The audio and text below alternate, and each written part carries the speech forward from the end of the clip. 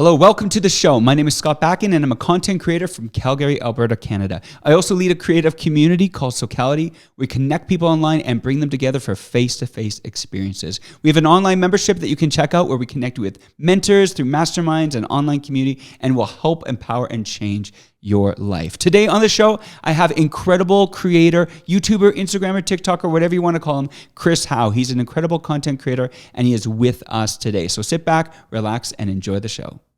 All right, welcome to the show. Look who I have here with me today. It is the one, the only Chris Hau. Dude, thanks for having me. I appreciate it. I actually don't have much context as to what we'll be chatting about today, but I know that you've launched your podcast, so congratulations on that, and thank you for having me. Yeah, thank you so much. Thanks for being here. You know, the whole point of this podcast, which, I'm calling the Pivot Year, is about empowering people to move towards their goals in everything, in creative, in their health and wellness, and their mindsets, and their, as creators, there's so much to us, right? There's everything from not only what we do, but our relationships, our health, and our wellness, and even our financial situation. And when these things are not healthy, it really impacts everything we do creatively. So, 100%. It's foundational. Totally foundational. I think a lot of creators, especially when they're young, they don't think about this stuff. They don't think about their health or their wellness or even their financial situation, because they live in such the moment, but the moment eventually catches up to us. And then we're like, oh wait, shoot, I need to deal with this. And so really the whole goal of this podcast is moving towards our goals and doing it in a way that is slowly, slow and healthy. Because a lot of times we make especially New Year's, you make these grand goals, and a month later you're like, hey, not achieving them because they were too grand, and then you just end up flat and disappointed. And before you know it, you're still in the same situation. So I want to encourage people, make small steps towards your goals, and before you know it, you'll land in your destination. So there's also like a lot of narratives that we believe, if someone thinks that they have to be like, oh, I need to be a starving artist in order to keep my art real, then you'll always be someone who might avoid money when it comes to your art. So I think there's a lot that we believe and or learn when we're like kids, and then we like don't even have the self-realization around it to be realized that you're like, oh, I've just been accepting the narrative that I've told myself the entire time. So a lot of it comes from just like, how do you get to self-awareness? Totally. And then to self-awareness, you can now grow a lot of these like negative patterns and behaviors that are kind of keeping you stuck. Exactly. And that's exactly what I'm trying to encourage people to do, is these patterns. You can develop new habits. You can develop new mindsets that actually land you in different places. And so this is what my podcast is going to be all about, is it's empowering people to move forward. And so, so I'm so glad you're here, because, we're talking about the pivot year, and I think we can apply this all to creativity and the things that we're doing. But for those who are living under a rock and that are joining or listening or watching this on YouTube or listening on Spotify, and they don't know you, obviously I know you, but I know you as social media superstar, Chris Hau, obviously active and a big platform on YouTube, Instagram, and I know you're on TikTok, but do you want to give people a little bit of inside information in a real quick synopsis to who you are and what you do? Yeah, I always have like different pitches for the different types of people that I meet. And in the past, I used to try to sell myself so hard. I think that came from just a place of trying to prove myself. So I'd be like, oh yeah, I've worked with this client and this client and this client, and I'm a videographer. But I think at the core of like how I show up today is just like, I like making content on the internet, both for myself and for commercial and corporate and artistic projects. And so I'm just somebody who likes to tell stories and create interesting visuals at its core. But yeah, I do this as a living, and I'm very grateful for it. Nice. And your biggest platform obviously is YouTube, and we'll talk about that. Instagram, and you are active on TikTok as well. Yeah, I'd like to get into TikTok at some point. I think really like for me, it's knowing that when I join a platform, I'd really like to give it my all. And the ironic part of it is that I've just been making kind of a piece of content that will work for YouTube Shorts and work for Instagram as well as TikTok. And sometimes it blows up on each channel, but I think each one has its own inheritive like way of storytelling.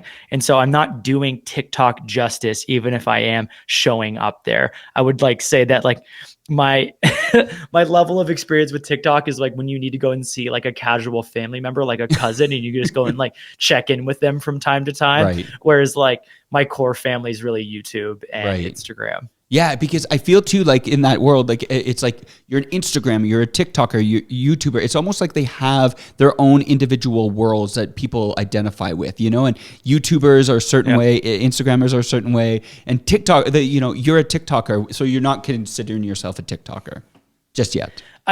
Yeah, I mean, I don't even know if I would ever be like, oh, I'm an Instagrammer or I'm like a YouTuber. Like, I think YouTuber is probably the one I gravitate towards the most because it's the most understandable when you are talking to people. But even then, like, it has its own inherent part where, like, if you tell somebody that you're a YouTuber, it instantly people start asking questions or like, can you make a living with it? It's the number one question. It's like, oh, are you doing okay with that?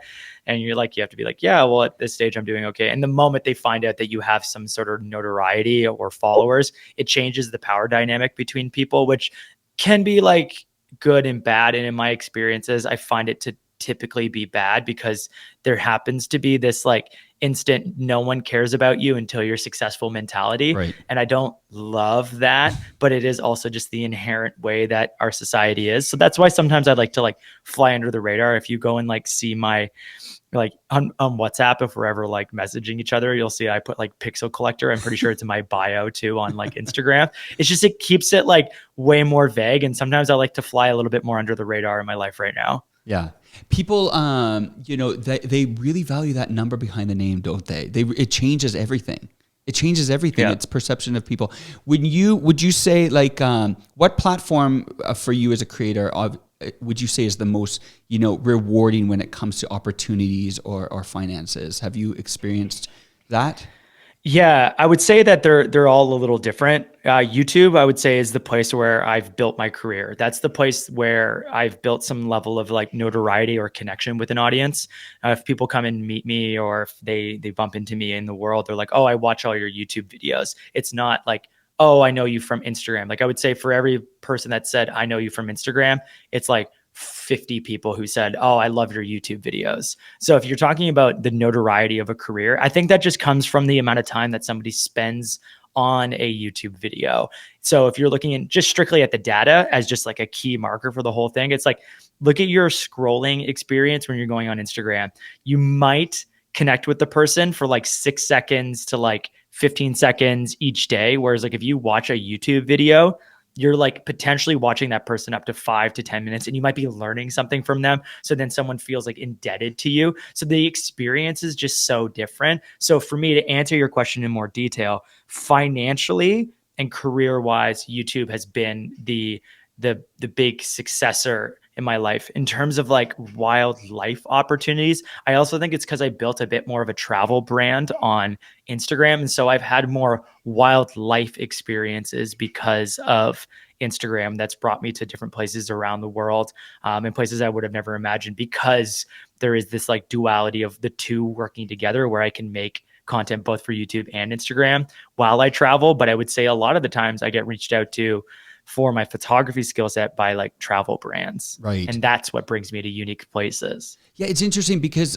you know, they do really go hand in hand, and I've heard, you know, YouTube, obviously monetization, it's a very rewarding platform. Instagram is very much like gives you those travel opportunities. People are consuming them differently though, like you said, like people scroll faster and, you know, more aggressively on Instagram, but people have buy-in on YouTube. How do you get such buy-in? I think people are watching, listening, and going, okay, that sounds great, Chris, I want to get into YouTube. How do you captivate an audience for 10 minutes on YouTube? Like, what are the hooks? What are the ways that people can do this for people that are like, I want to really grow my YouTube channel? What can they do to captivate an audience?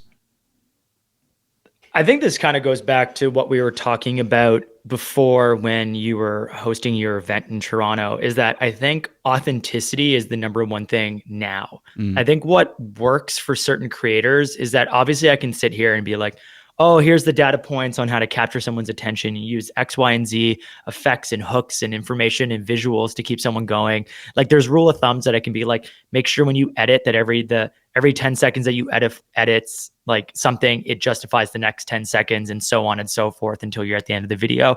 So like work in little stages. So like that's like a more practical tip. But if you're talking from like an artistry standpoint or connection standpoint, it's like embracing your voice truly is the best way to have people watch. If you are unique, if you are different, if you are you as corny as that sounds, people will stick around because I've always just said that everyone's BS radars are just at like 11 these days. And what we got away with 4 or 5 years ago on social platforms just isn't working anymore. Audiences are way smarter. The next generation is just so intelligent when it comes to social media. And I just don't think you can be like, here are the secrets to success. Ultimately, humans connect with humans. And so if you are doing something that feels authentic to you and genuine to you, whether that is genuine that you like supercars or genuine that you like to organize your office, people will buy in to you. And I think ultimately, like, consistency and personality are the only two markers of success, in my personal opinion now. Right. Have you seen like within quality of style, like, cinematic versus like really like some people recording on the phone, some people using the camera. Do you think that the people can succeed just by recording on their phone, or how cinematic or epic does it have to be to engage a user? I mean, yeah, definitely don't listen to me when it comes to like the aspects of how you should display your content from like a visual standpoint. I think fundamentally, in the same way that we value things in Hollywood, it's like you can watch a movie and it can have like so many effects and it'd be the craziest thing ever with all of the right people on it. And at the end of the movie, you can be like, that sucked, right? And it doesn't matter what it was shot on. It doesn't matter all the effects and everything. Like, what matters is just like, did this speak to me? Was this like, did this have a good story? Did it feel like it was pandering to me? And so when you strip away all of like the technical, there's things that are just blowing up in the world now in terms of like connection with people that are getting success that are literally shot on a phone, and sometimes even older phones. Like, you don't even need the latest technology when it comes to, it makes it easier in terms of process and workflow, but it does not change the human connection. And it does not change the fact that you still need to tell a good story or do something interesting. I would say that your money would be better spent traveling to an interesting place to tell like a good story than it would be to buy the latest camera. But if you like to talk about cameras and you are a tech person, then obviously get the latest gear, and that's important. Or if you want to build a career that, you're shooting stuff potentially for some brands and you want a better workflow, by means, go and get a new camera. But definitely you do not need things to look cinematic and pretty unless that's your way of storytelling.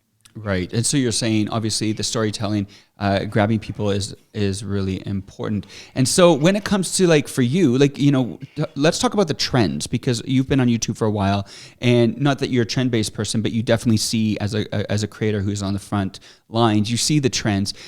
Talk about how people are approaching YouTube. Are they doing it very are vlogs dead? Is it about vlogs? How do people storytell? Is it more educational? Like, where is the trend when it comes to YouTube right now?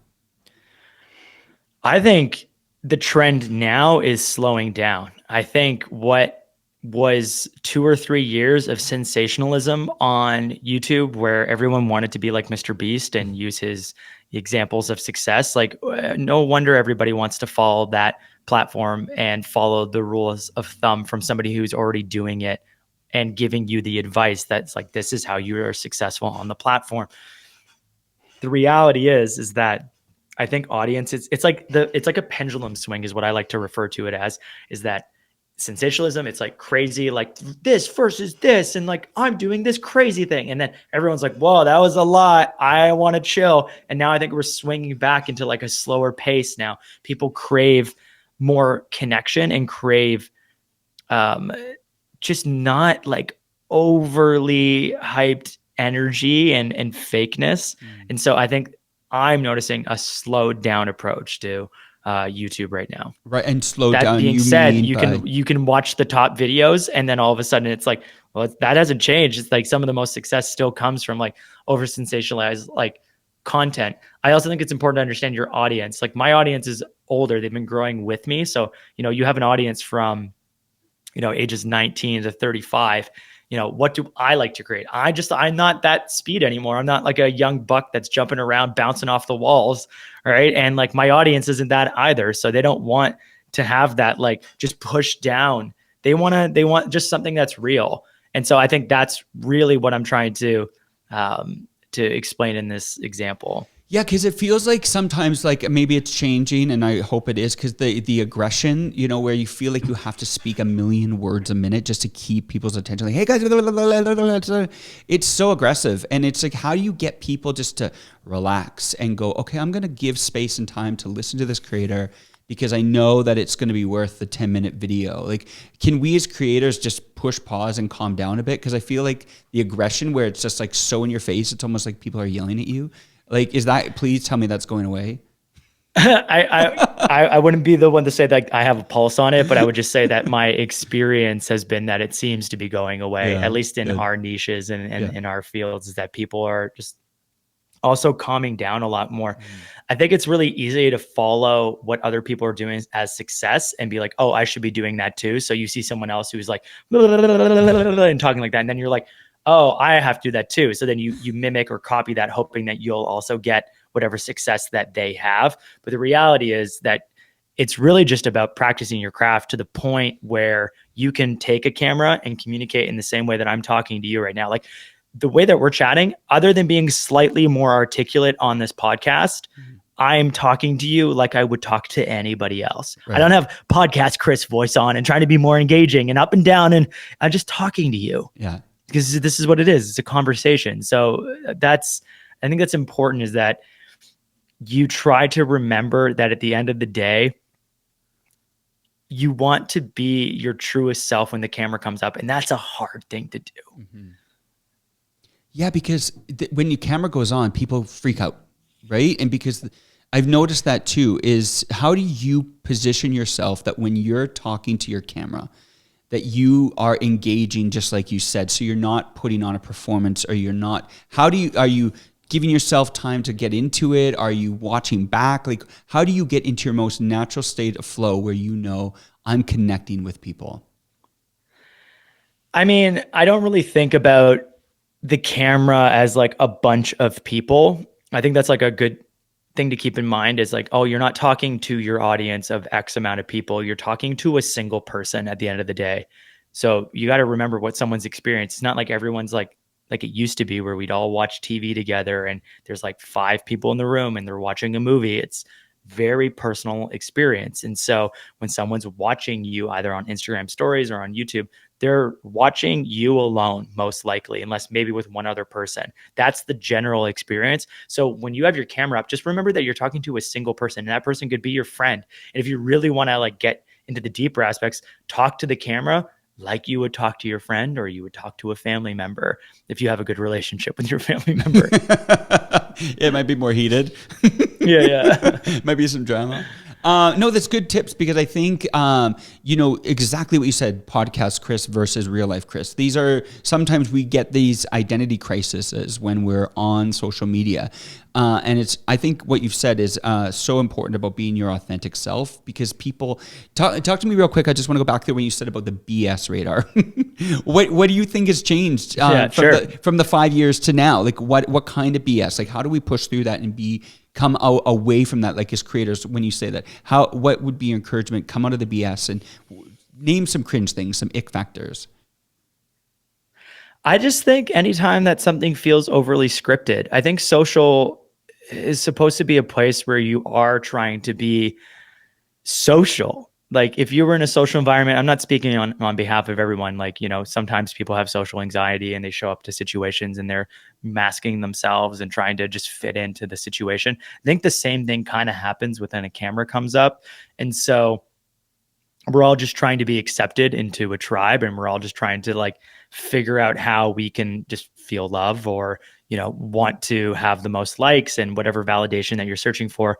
But when you're trying so hard, I think that's where the BS radar starts to like really chip in for people, is that they just go, oh, they're just trying so hard. This feels so scripted. This doesn't feel real. This doesn't feel human. Like, it'd just be like, what's up, everybody? Today, we are going to talk to you about this. And it's just like, it's obvious. Like, if you were doing that, how would you tell somebody about like, this is not a plug, by the way. I'm just drinking this vanilla Coke. It's like, if this came up, one would be like, this is brought to you by Stevia, zero sugar-free soda. The nutritional facts are 0 grams of fat. Like, people are like, and they instantly just want to turn it off because it feels like an ad. And like, what is probably more effective is literally just me being like, oh, that's so good. So yeah, Scott, anyways, and like, you get back into it, and that's all you need if you were trying to do like an ad. But then when we come to like the storytelling side of things, you just don't need it to be. I think insecurity shines through so evidently, and it either can come across endearing or cringy. Yeah. And it's true. It's true. And I think you've got this whole landscape of creators because everyone sees the window of success or the potential of success. And so they aim to, like you said, copy paste from somebody that they're inspired by. You go, if I act like this or be this, I'm going to get that same result. But it actually backfires on them because, like you said, people can see through the BS and see that it's not authentic to you, and people just shut off. So yeah, and speaking candidly, like, I know for a while that I didn't really have a good footing on who I was as a human. So I definitely copied what other people were doing in the hopes of receiving validation, because I didn't really know how to give myself the validation that I needed. I needed other people to tell me I was good. I couldn't just believe it myself. And so whatever narrative I was believing in that situation did lead me to take the templates of what other people were doing and try to make it somewhat of my own. And there's two forms of thought here. You could argue to say, well, you take from others and then you make it your own. But then there's other times where it's like a blatant copy. And then the issue is that you copy someone else and then you do see the success. You do see some sort of level of views or validation. Someone goes, oh, this is so cool. And then you just continue to do it. So it validates, in a weird way, that narrative is just getting backed by data points that says, oh, this works. Why don't you just keep faking it? Rather than being like, I'm going to step outside of my comfort zone and do my own creative thing. Oh, wait, no one likes this. Like, there were so many people who I knew that were shooting on the cameras that everyone are using now, that were using it like 5 years ago, and no one liked their photos. And now those people are blowing up because they just trusted their own gut. So I think trends come and go. You can always find a way to be commercially successful on a platform by following like data points. But at the end of the day, this is also a place to share your artistry and share whatever commercial works. So if you want to make a boatload of money in social, by all means, come into this space and you can do it, because there's so much money to be made here. But at the same time, you could also lose your way as an artist by doing that. Yeah, no, and that's kind of where I'm at. Like, because talking about the pivot year, for me, I know what it takes to go viral. Like, I know what, gets the likes and the views, but it kind of over that for me personally, because I've seen it and I've done it. But for me, after being on these platforms for 14, 15 years, I just want to, because of my age, I think I want to just tell a different story. I want to pass on information that I'm learning. And so that doesn't always come with the same social juice, that, one is used to. But at the same time, I think that, like you just said, there were people that were doing things who are now blowing up, but you sometimes have to take the fall to kind of get to where you want to go. And it's like, I know I could just do copy paste, or I know I could get on some trends. But for me, I'm not really inspired by that at the moment when it comes to using my voice. You also have different metrics of success in your life now. You could follow suit, but to what end? Like, so you have some more money, so you have some more validation, so you have some more followers, so that people go, oh, wow, look at how well Scott's doing. That's cool. Like, who cares? I think I've really tried. And like, there's some, I don't want to be like, who cares? People care. Yeah, of course. It's the nature of our society and the value that we've put on this number. And I also recognize that I'm coming and speaking from a place of privilege as somebody who has these numbers and has this success and has this like OG status that allows me to have the career that I have now. So like, I recognize that. I do want to just put that out in the world. I'm not trying to speak from a place of enlightenment, but while still also like having what I have. I'm just trying to come from a place of, I would rather have 3,000 fans that care so deeply about me than 500,000 or 1 million fans that just don't care at all or don't really know. And when I say fans, I'd just rather have like deeper connections with people. I'd rather leave an impact to a smaller group of people and community than trying to gain whatever notoriety through a lot of people. And I think I'm not telling you what to do, but it sounds like that's kind of where you're at in your life, where it's like, who cares? Like, would you not rather speak to the people of whoever you're trying to speak to, it's better to speak to a small audience that just cares about every single time you show up than being like, oh, I'm catching on to whatever Scott's done, or like, this is cool. And then you swipe and move on and no one ever really cares or thinks about it again. Yeah, this is exactly what I'm saying. I did a post about this last week, about called Vanity Metrics. And I talked about, I'd rather have 10,000 people invested into me, into my story, than 500,000 people who just scroll on by, because and what am I just supposed to get more people that scroll on by, like, and less interested in me, and more like where my content just fades into the background? Because if that happens, then I'm just, copy paste, or they just categorize me with a whole bunch of other, like, oh, which influencer creator was that? Because it all looks the same, right? Yeah. And so for me, well, think about it. Sorry, I didn't mean to cut you off. You're fine. I just mean, like, if you make a piece that resonates with a certain audience, like, I think a great example is there's this creator named Adrian Bliss, and Adrian made a video a couple years ago where he was like, what it's like to hit 100,000 subscribers on YouTube. And it was like a satire. And it's like, I've shown that video for over the last like 5 years since I've seen it to like 100 people. We sit down, we watch it. I watch it again. I laugh the same amount as I did the first time I watched it. And so you could argue to say, like, that's real art. He's making a connective piece that you come back to a bunch, rather than just another, like, I like to refer to it as like kicking up the ball, rather than letting the ball drop and then you can come back and then have like an explosive kick afterwards. It's that you can just kind of be there and showing up with like subpar work, but you're really not like moving the needle in any capacity. Or you make something amazing while you're in like the shadows for a little bit, and it comes out, and then that's the piece that just speaks to people, and it changes the world. So like a single piece of content, and I'm not saying that you need to put in hours or months or years into a single piece in order to change. It's just that probably by spending time searching for whatever makes you unique and what is your voice and what is different will probably have a bigger impact on your life and your career than just following suit what everyone else is doing. Yeah, and it's 100% true. And I think just because we've been in this, I guess you could call it a game, for a while, we've kind of landed in that place. As whereas people that are starting out, vanity metrics are exciting. It is exciting when you're going viral. It's exciting when you're growing. It's exciting when you're getting those likes.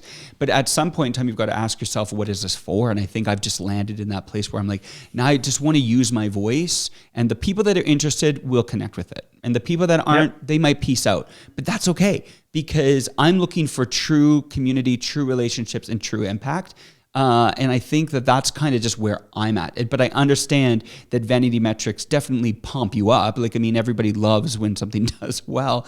And I like what you said about measuring metrics of success. So what are the metrics of success for you? Like, how do you know that you are hitting it home as a creator?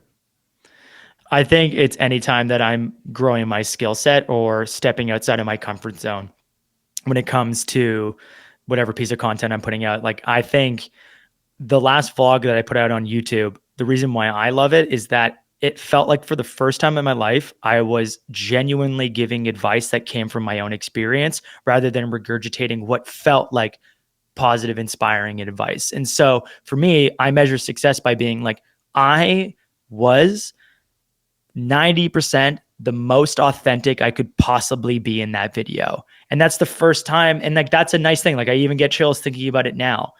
And that's a great metric to measure, but I don't, and wouldn't you know that like, then it just so happens to be a successful piece from like a vanity metric standpoint. Like, in my eyes, I go like, oh, cool. It reached 30,000 people and has like a 6-minute, watch time on it. Like 6 minutes, 30,000 people spent 6 minutes with me. Like, it's a crazy amount of time. And so that's good. Like, that's a good thing. Like, I can even look and be like, oh, cool. I made a piece of content that someone watched longer. So that means that whatever I'm doing in that content was interesting. So that's a measure of success. Right. But I don't really care. I say that I don't care as much about numbers. Right. I obviously care to some degree, but I'd rather treat, it's really easy to be like, there's a mentality where it's like, you're only as good as the last time you went to bat. You're only as good as your last piece of content.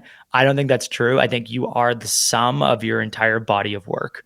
And someone might come across a video that you made 5 years ago or 4 years ago, and it can really connect with them. And then that makes a massive impact. So I don't stress that my like career is built on a castle of sand. my castle is built on sand, whatever the saying is, is that really I've put the groundwork to have a really strong foundation, and that's what it's built on. So my new measurements of success are like, can I be consistent? Did I not let looking at my phone take the best of me today? And did I really like show up the best I could, not by a productivity measurement, but did I just do the best work I could possibly do today? And those are harder questions to ask. Yeah. And looking at that definitely can lift you up for sure. But do you ever get discouraged when you look at your metrics? Like, do you ever have days where you're like, man, it's over. Like, I need to move on. Like, do you ever go through, ebbs and flows of that kind of emotional, journey? I mean, I'm not as much now. I think I really, like last year, I worked so hard to heal so many parts of my personality that would just dictate my like mood every single day. And so I can just speak from my own experience that there were times that if a video bombed, this is crazy. Like, this is actually like, these stories are really interesting to me because it speaks to how isolated the experience can be for somebody, and someone else on the other side is going like, I've always wanted what you wanted. And then you're going, oh, this is total, like, this is failing and my whole career is falling apart. And so like, your bottom is someone's like triple top, which is like crazy sometimes. So I remember I was like averaging like anywhere from like 20 to 50,000 views on like the release of any video within a 24-hour period. And then one day I put out a video that only got like 3,000 views in that like 24-hour period. And I had like a panic attack. And like, that sounds crazy to hear out loud. Like, someone would be like, really, you had a panic attack? And it was me going, oh, I think my career's falling apart, but not even realizing that like all these other videos have done really well. And then the irony is that the video went on to do really well in the long run. Like, people have watched that video so much more than they even watched other pieces of content. But for that 24-hour period, I thought I was a failure. I thought I didn't feel good about doing a certain brand deal. I thought that the algorithm would be messed up moving forward, like things that I just didn't know or like that were in my control. I think what I realized is that, and this is the core of all of it, is that I cared too much about the things that were out of my control. So you should really only care about the things that are in your control. Did you do the best work? Did you make the best thumbnail? Did you communicate the best that you could based on the context of the timelines that you were presented? If yes, then that's good. But if it doesn't do well, it's not your fault. You made a great piece of content. It could have just been that news was busy that day. The algorithm didn't like it. When it fed it to the certain group of people, those people were just like, meh. And then the next day you could put out a piece of content. And I'm sure Scott, I know for a fact, you can say yes to this, that you've put out pieces of content that you didn't think would do well at all and probably did the best out of some of your stuff. Yes, right? 100%. So, yes. so then who cares? Because it's outside of your control. Yeah. No, that's the thing. Like, I've worked on such incredible pieces of content and I go put it out and it bombs. And I'm just like, okay, time to move on.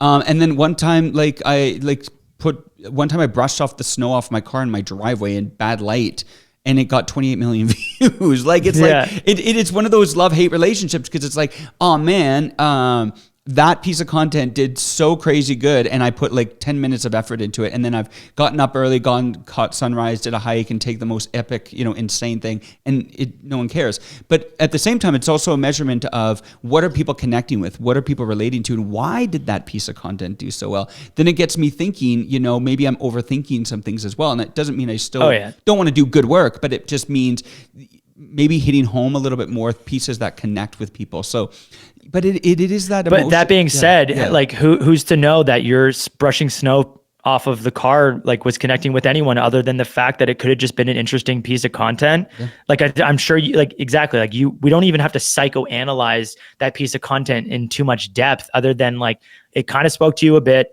And I think a really important lesson when people are thinking about social media content is that hard work does not always result in success. Mm-hmm. That's the reality of it. It's like my friend Patrick Tommaso and I talk about this all the time. The amount of effort that you put into something will not directly dictate the amount of success that you'll receive back. There's so many times that I've shot something in like an hour in my studio that is done better than going on a trip for 10 days and consolidating weeks of footage to go and tell a story that I think is important. I think just you have to decide like what you like and what you want to tell and what your like reason for showing up is. Mm-hmm. And that you shouldn't try to be too fazed by the success of the distribution at the end of the day. that's where like when you start to measure things outside of your control, it's just like, what you do have control over? How often you show up, Right. the Yeah. the type of work that you made, and Yeah. like, does it make sense to you? Like, I don't overthink it too much sometimes. Yeah. And There's that's, like what's Malcolm Gladwell's book, yeah. Blink, Yeah. is all about just trusting your gut on stuff, and like maybe just try to listen to that a little bit more. Yeah, because it is such one of those worlds of like where you get into the social media storm and you're like, man, I worked hard on this piece of content I put out there, it bombed, and then your emotions go up and down and you're like, it's over for me. And then you look at other creators and you get jealous or you get frustrated or you get angry at their success. And I don't think it puts you in a good headspace and it doesn't help you land on your authentic voice. I think it actually is very confusing because you're like, maybe I should do this and maybe I should do that. But the one thing you're not doing is being your authentic self, which is not going to move you forward at all. What do you think these creators, like, just like you said, I love what you said about the hard work. They get in this grind mode, like where I'm grinding. I got to be the best. I got to push. I got to be up at 3 a.m. and I got to do, you know what I mean? Like this whole grind culture. What do you think about the grind? Like, what does the grind mean to you? I mean, I bought into it for a really long time. I think the grind, I have two schools of thought around it. I am very grateful for the hours that the past version of myself put in to get me to where I am now. Because I don't think the Chris Hau that's sitting in front of you now would have the stamina to do what the old, anxious, needing validation Chris Hau would have done. And that's just the reality of the situation. It could also be coming from a place of privilege that I'm just more comfortable now and I don't need to struggle.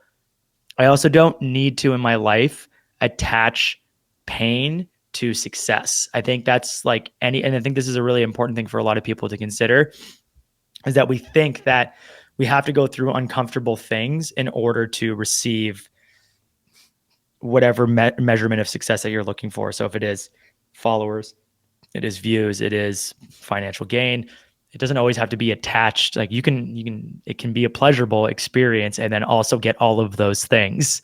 If you choose for it to be. And I think those are like the narratives that we believe, when you're young, it's always drilled into us. Like, you got to work hard if you want to make a lot of money. And so people just think working hard looks like being uncomfortable a lot.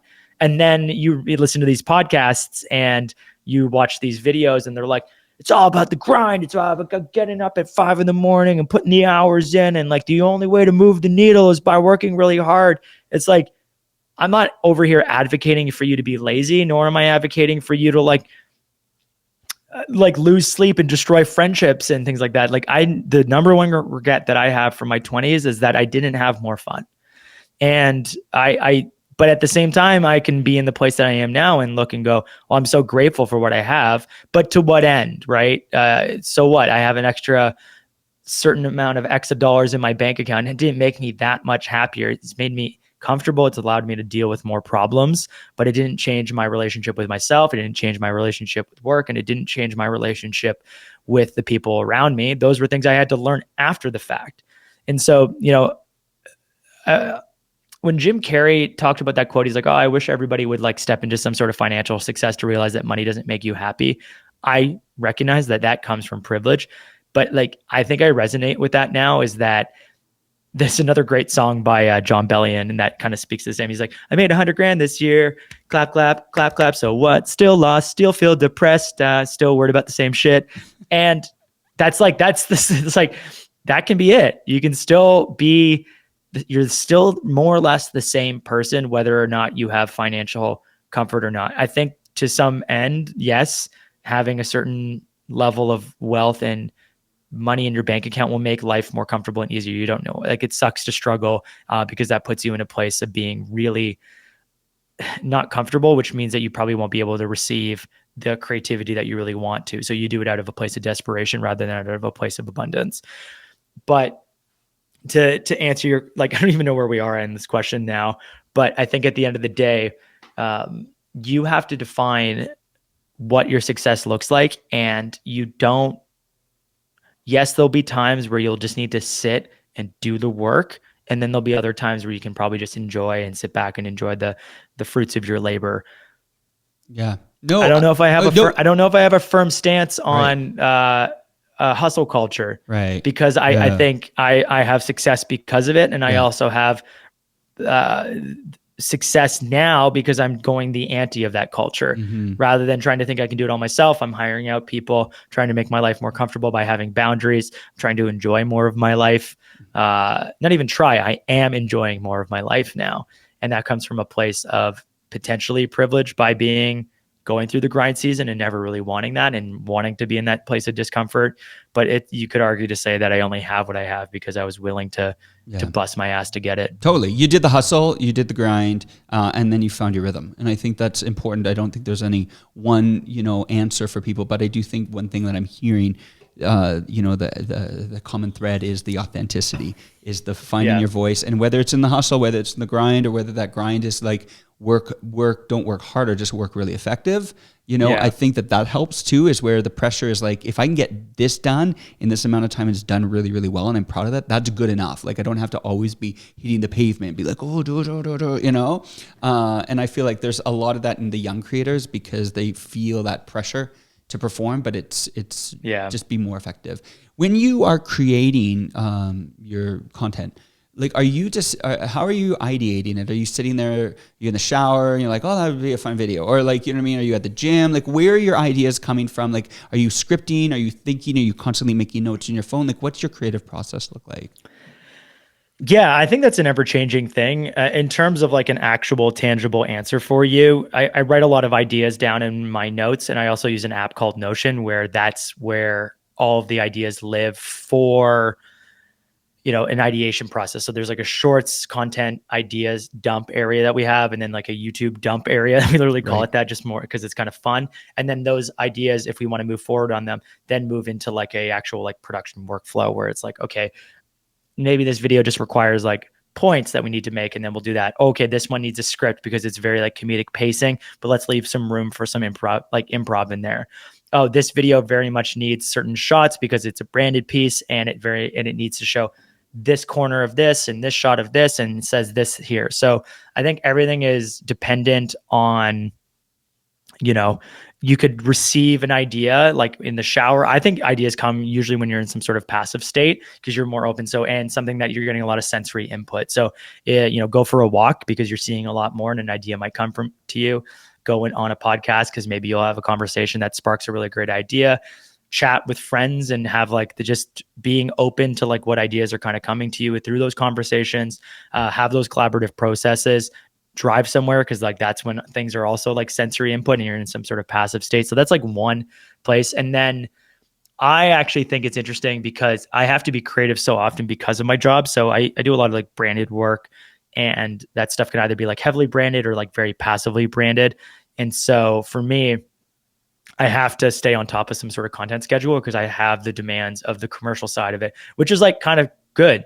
I think having deadlines means that you have certain parameters and boxes that you're playing in to make art. If there's like no box, then it's like you can make it whenever and it can go out whenever and whenever you think that it's sparking and speaking to you.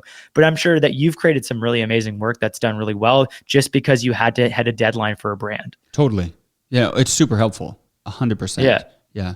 I think constraints is good. I think if it's like, and then there's like ridiculous expectations where you're like, oh, I'm going to post every single day and at twice a day. And then it's like, well, then, so what? Like to do what? But I think treating YouTube like it's your full-time job, like showing up, that if it's not doing well, it's probably because you're not showing up in the same way. And it's just so easy as an entrepreneur to not have good boundaries. Like you wake up, you're like, oh, I'll get to it. 10 o'clock rolls around. You jump on some phone calls and you didn't even make any content that day because you just weren't structured enough. Right. And so discipline is obviously like a huge thing. And anytime someone says like, oh, I could never be an entrepreneur, I just don't have any discipline, you just believe you don't have discipline. Right. Yeah. If you tell yourself that you don't have discipline, you will not have discipline. But if you tell yourself, I probably could get discipline, I could probably get a schedule, I could probably do this, you could trick yourself into having discipline by telling yourself, I think I could have discipline. Totally. Yeah, no, and I 100% agree with you. And do you think though, just so I get an understanding, I love what you said about sensory and all this stuff, because I do think when you go for a walk or something, you smell the air, you see the mountains, you like get inspiration, right? 100%. Nature is a great place to be inspired. For sure. Just like, well, but so I heard you say though, like the shorts and the long form dump. When you're creating a short, like YouTube short or Instagram reel, Is that specific, and then you're doing that outside of your long form? Like you're like, I'm going to create these 3 pieces of short form content, or those short form contents pointing to a longer form? It really depends. For me, like let's use going to Las Vegas recently as an example. Yes, I was going to talk about this, the Sphere, which I love that video.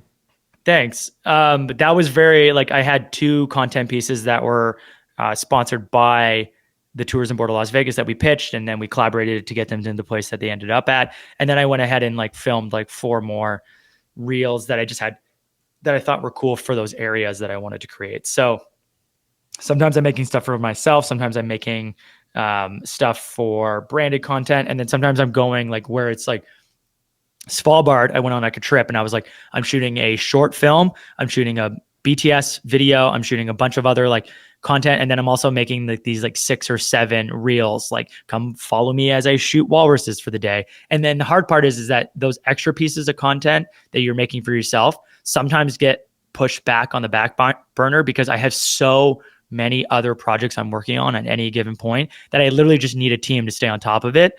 And I need to like send the voiceovers in. And so sometimes even just staying on top of being a content creator is hard because we are literally a place of like launching new businesses, launching other creators, doing content. And like, you can't lose sight. I still need to work on this. So this is me giving myself advice, is that I can't lose sight of the core product, which is just making content. Mm-hmm. And with that making content, how are you learning or trying to be in the moment? Because I know as a content creator, wherever I'm at a property or doing, I'm always trying to capture, but when do you give yourself permission just to enjoy the moment and stop like creating? Like, is that a struggle for you? Not anymore. Maybe in the past. I would say I don't struggle with it at all. I go into situations knowing exactly what I need to shoot with like a little extra B-roll, but I don't want to be like, oh, shoot this and shoot this. It's like, if you shot the sunset, most likely if you shoot the next 5 minutes of the sunset, you'll get a marginally better sunset, but no one cares. Someone sees the sunset that tells the story of the sunset, move on. And then don't forget for you to go and enjoy the sunset. And I try to do that all the time. I never lose sight. Even when I'm driving, it's so easy. Like if you're in the back of a bus while you're on a tour or like in a car, it's so easy to just be on your phone and like working. But I try to like just look out the window, just be really inspired by being in that place. And so for me, I have not lost sight of trying to be in the moment, but it was something I struggled with in the past for sure. Right. And that's because it came from a place of anxiousness and anxiety that you think something can be better, which is probably just being like, I'm trying to be better than someone else, or I'm trying to just like get the validation. But at the end of the day, it's like so many things are outside of your control. And like, what do you have control over? Enjoying that moment. Yeah. And then there's the difference between just like effing off completely and not getting any of the shots, and you're there in the first place and you come back and you're like, I didn't even get anything. It's like, I always know exactly what I need. Like if I look at my notes and I'm like, okay, when you get to the sunset spot, make sure you get textures, make sure you get a wide, make sure you get this photo for the brand, and then shoot a few extra stuff and then go and enjoy it. Yeah. Heck yeah. Right. 100%. But don't lose sight of trying to like shoot a bajillion more things to prove yourself. I mean, you might need to do it at the beginning because that's just part of the hustle, which the irony of just having the whole conversation back around the hustle. But you'll probably learn how to scale back because you'll have all the data points to be like, oh, I don't want to go through 600 photos. I want to go through 10 solid ones instead. So you shoot 10 good photos or maybe 20 to be safe rather than like bursting off 600 because you're like, I just want to make sure, just make sure I'm safe. Yeah. And no, I think what you just said is like you go in prepared. So you know that when you're shooting a scene, you know that you've got your shot list, you're getting what you need. Because I think if you go in unprepared, so you know in your brain when you've got what you need. Like, you know, okay, camera's off, done, I got it now. Oh, 100%. And I can keep a mental checklist that's just a little bit of who I am. But if you want to be safe, you just put it down in your phone and you focus on making sure that you literally press the check mark buttons beside each shot so that you can walk away and be like, we have everything we need to make the thing. Yeah. And now you can go and enjoy the moment because you know you're done. Yeah. You got it. And I think the hardest thing that I struggle with now is like, I would love to just be like a full-time phone content creator. I just don't think that reality is like in my existence yet. I hate lugging around so much camera gear.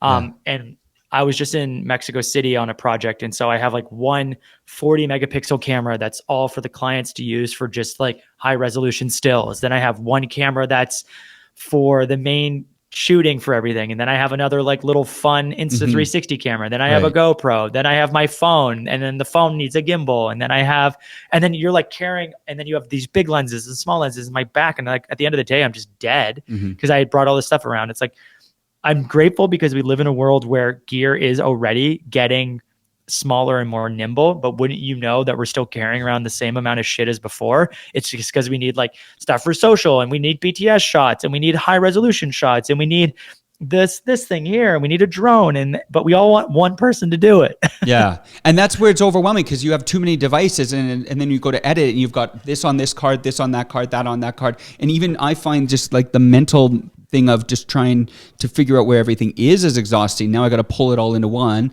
and go through it all. And what was really like a job, like someone's like on a normal set, it's like, this is someone who does BTS. This is someone who does just data management. Here's somebody who's the director. Here's somebody who's the assistant director. Here's somebody who's just shooting camera. Here's somebody who's just helping the person shoot the camera. Like, that's where individual jobs can be nice. But I also think those giant cruise ships of productions, they're so slow and it takes forever. So I think there's a middle ground where it's nice to be a creator, but it's also nice to have like one or two extra people just helping you like carry the weight of all those expectations. No, it's so helpful, because I agree with you. There's too many devices make too much work, because then things are everywhere and it's hard to bring it all together and do that. So I hear you. Did you see that reel that person made where he's like, come pack my camera with me today? So here's my main camera for all of my main shots. Here's my secondary lens so that I can get some like tighter shots. Here's an old vintage camera so I can have like vintage film look. Here's my film camera so I can do this.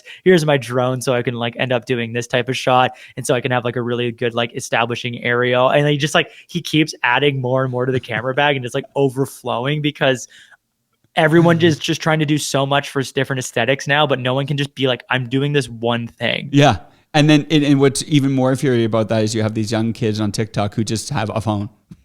Yeah. And they're crushing. And brand deals are like it's like a friggin' like 20-year-old kid or 19-year-old kid's getting like a $70,000 brand deal, and he's just shooting the thing on his phone, and he doesn't even care. In his messy bedroom with clothes everywhere, doing a dance that they fall over at the end. Crazy. Like, it's like, this is where it's like, if you want the content to look a certain way, then the gear obviously makes a difference.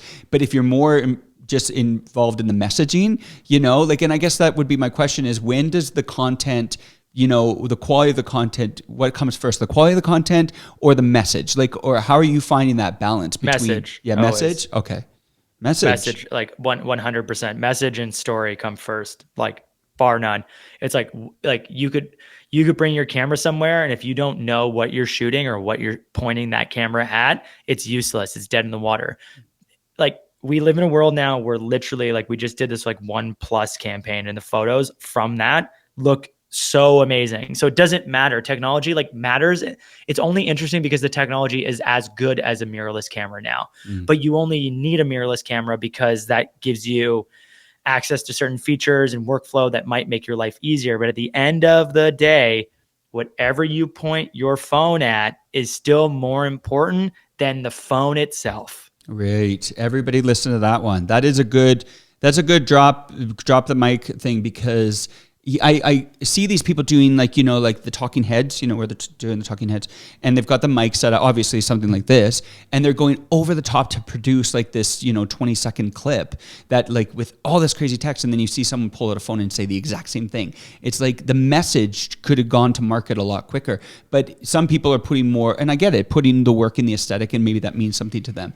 But sometimes it's like that workflow. Yeah, and you could argue to say that the phone is more effective because it's more relatable, and so it doesn't come across as like an ad or being sold to. And then maybe the reason why the person is putting all this effort into the tech is because they believe that the technology is the only reason that they'll get success. And then again, that's like I think that's a huge narrative that so many creators believe, is that I am not successful because I don't have X amount of gear, or I don't have X piece of gear. And you can watch the most amazing thing shot on like a Canon T3i. The creativity shines through. The personality shines through. The unique perspective shines through. That's what matters. if your channel is about talking about cameras, cool, then the camera matters. But the reality is the camera doesn't matter. And I can say that because I have so many freaking cameras in my life and they don't matter. And I love them. Like, don't get me wrong. I love like, thank you Lumix for always sponsoring and participating. Of course. But I'm just saying the reality is like the only reason why I shoot with this camera is that it allows me to tell stories that I think are important with this type of camera. Right. But I use my phone just as much these days. Do you have you ever put a full piece of content out that was shot on your phone?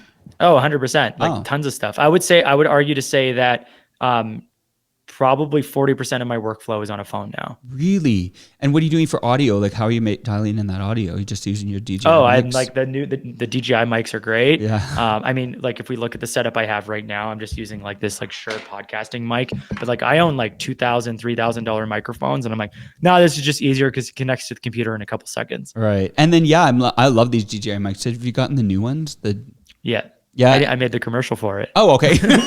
Yeah. Oh, well then of course you have them. I still have the version 1, so you're saying I should Version upgrade? 1s are great. Okay, so I'm sticking with them? Or should I just stick with them?